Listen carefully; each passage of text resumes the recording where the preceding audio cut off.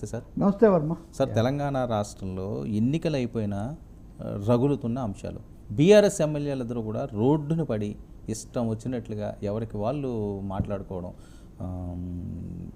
మీరు వినే ఉంటారు ఇవన్నీ కూడా. నేను శోభారాణి అంశం దగ్గర నుంచి సామాజిక అంశాలు ఇందులో తీసుకొస్తున్నారు, మళ్ళీ ఆంధ్ర తెలంగాణ అంశాన్ని తీసుకొస్తున్నారు, ఇళ్ల మీదకి వెళ్ళి దాడులకు పాల్పడుతున్నారు. ఏంటి ఎపిసోడ్ కౌశిక్ రెడ్డి వర్సెస్ అరికపూడి గాంధీ? అది చాలా దురదృష్టకరమైన పరిస్థితి. ఎక్కడో మొదలై అది ఎక్కడికో పోతున్నట్టుగా ఉంది. ఇప్పుడు పబ్లిక్ అకౌంట్స్ కమిటీకి అరికపూడి గాంధీని చైర్మన్గా నియమించడంతో ఇది మొదలైంది.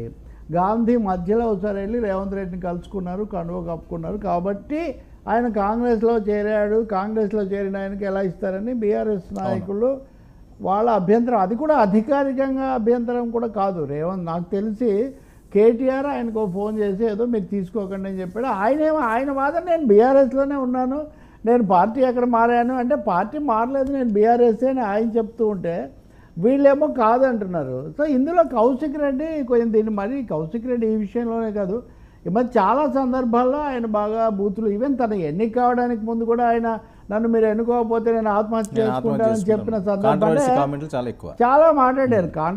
వివాదాస్పదమైన వ్యాఖ్యలు, అభ్యంతరకరమైన వ్యాఖ్యలు, మొత్తం కుటుంబాన్ని తెచ్చి బెదిరించడం. ఇప్పుడు శాసనసభలో చూస్తే కూడా నిజంగా అదే ఒక కేసు, దాని మీద హైకోర్టు కూడా అభ్యంతరం చెప్పింది.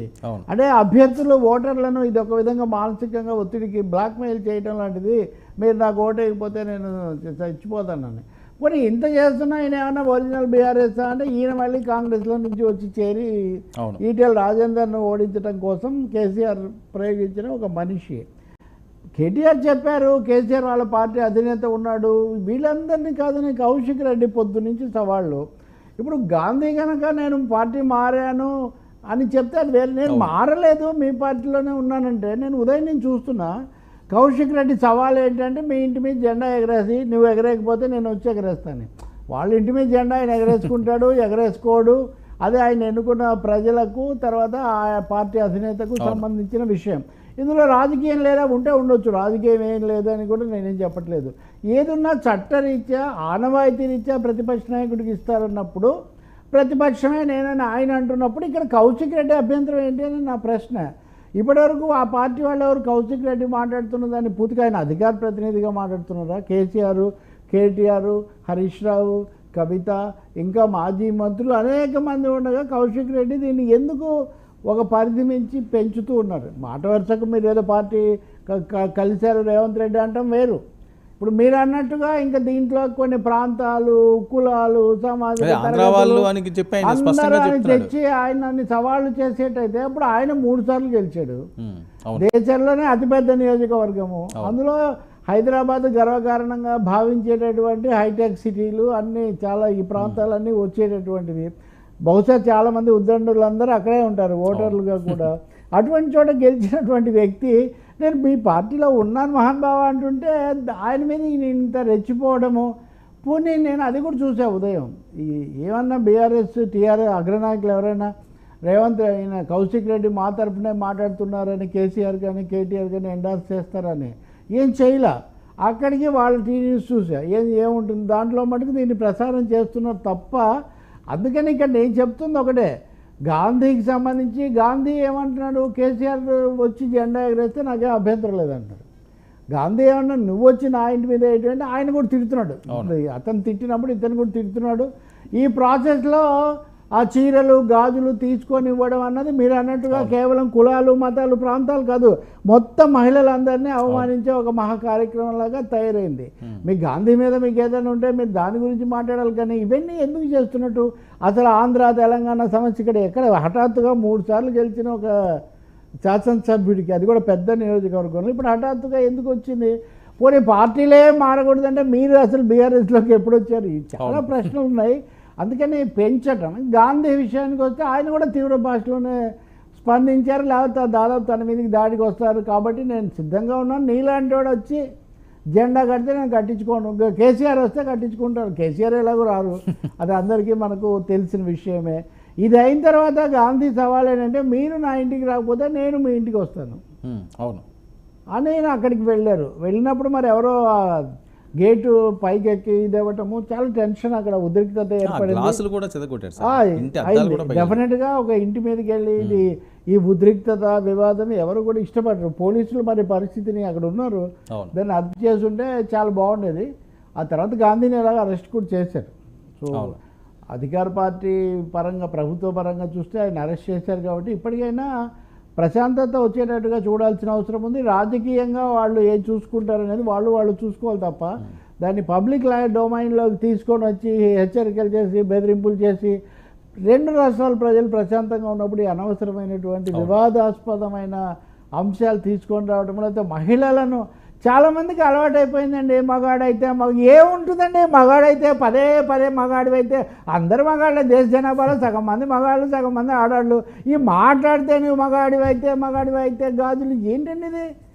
నాకు అర్థం కాదు. చాలా నీచమైన సంస్కృతి అండి ఇది, చాలా నీచమైన సంస్కృతి. అంటే కన్న ఎవరైనా అమ్మకు పుడతాం కదా, చాలా వరకు కన్నతాళ్ళు అందరికి కూడా అమ్మలు ఉంటారు. స్త్రీలేంది మగాడు ఎక్కడి నుంచి పదే స్త్రీలు ఎక్కడి నుంచి వచ్చారండి? అది అందుకని అర్ధనారీశ్వరం అంటారు, లేకపోతే మొదలు అక్కడే పెట్టాలంటారు, శ్రీకారం చుడతారు, అన్నీ చెప్పేవాళ్ళు. మరి కౌశిక్ రెడ్డి లాంటి మాటగారికి కూడా మరి ఇప్పుడు ఆయన వాళ్ళ నియోజకవర్గంలో నేను ఇదైపోతానని చెప్పినప్పుడు కూడా ఆయన భార్య పిల్లలు ఆయన పక్కనే నిలబడినట్టు గుర్తు నాకు ఆ లైవ్ టెలికాస్ట్ నేను గుర్తు చేసుకుంటే కనుక. ఇవన్నీ చాలా అసభ్యమైనవి. గాంధీ కూడా మరి తన మీదకి వచ్చినప్పుడు ఆయన దానికి తగిన తీవ్ర భాషలో చెప్పుండొచ్చు. నిన్న కూడా మనం మాట్లాడాము. ఆయన నేను కాంగ్రెస్ కండువా కప్పుకోలేదు, మామూలు కండువా కప్పుకున్నాను, దీని మీద కావాలంటే నేను ఎక్కడైనా ఛాలెంజ్కి సిద్ధం అన్నాడు. ఆయన అని 24 గంటలు గడిచిన తర్వాత కేటీఆర్ ఎవరేం మాట్లాడలేదు. అంటే ఆ పార్టీ ఒక విధంగా ఉంది. నేను ఇంకోటి కూడా చెప్తా వర్మ, ఇందాక వస్తూ నేను హరీష్ రావు చాలా సీనియర్ నాయకుడు, మాజీ మంత్రి, ఆయన మాట్లాడింది చూస్తున్నా. ఆయన కూడా ఇంటి మీదకి దాడికి వెళ్ళటము ఎమ్మెల్యే పట్ల ఇవి మాట్లాడుతున్నారే కానీ ఈ మౌలికంగా ఇది మాట్లాడలేదు. అసలు సమస్య గురించి ఆయన మాట్లాడలేదు. సో ఎక్కడికైనా దీన్ని ఫుల్ స్టాప్ పడాలి కదా. ఇప్పుడు Harish Rao nomination వేశారట public accounts committee.